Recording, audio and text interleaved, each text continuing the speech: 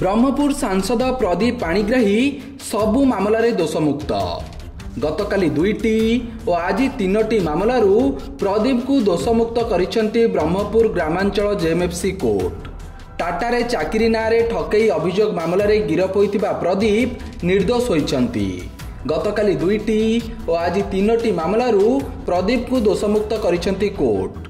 Tata Motors रे चाकरी करई देबा नारे प्रदीप टंका नेइतिबा अभियोग करी 5 जन थाना रे मामला दायर करथिले। 4टी मामला रे प्रदीप पाणिग्राही एकुटिया मुदाला थिबा बेले अन्य एक मामला रे आकाश पाठक और अभय पाठक भी मुदाला थिले। एने गोलंथरा थाना रे 4टी और बैद्यनाथपुर थाना रे गोटिए मामला होइतिला। मात्र गत 10 तारिख रे 2 जन और परे 18 तारिख रे आउ 3 जन एतलाकारी एही मामलारू ओहरी जाइतिले। बीजेडी और प्रशासन चाप जोगु सेतेबेले एभली एतला देइथिले बोली सेमाने मजिस्ट्रेट सम्मुख में बयान रेकर्ड कराइथिले। टाटा कंपनी रे चाकरी देबा नारे ठकई मामला रे सेतेबेले जेल जाइथिले प्रदीप पाणिग्राही। मात्र एबे सबु मामलारू दोषमुक्त होइतिबारु ब्रह्मपुर कोर्ट बाहरे तांको समर्थक बाण बजाई मिठा खुआई सेलिब्रेशन करिसंती।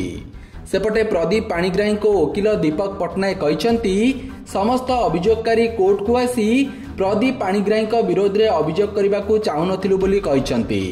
एथिसह आकाश पाठक और अभय पाठक को भी चिन्ही नथिबा कहते।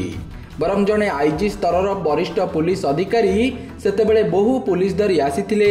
सेमाने भयभीत करी साधा कागज रे दस्तखत कराई नैथिले।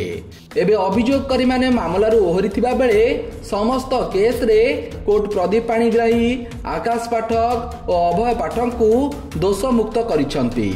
Bureau report, Satyapath news.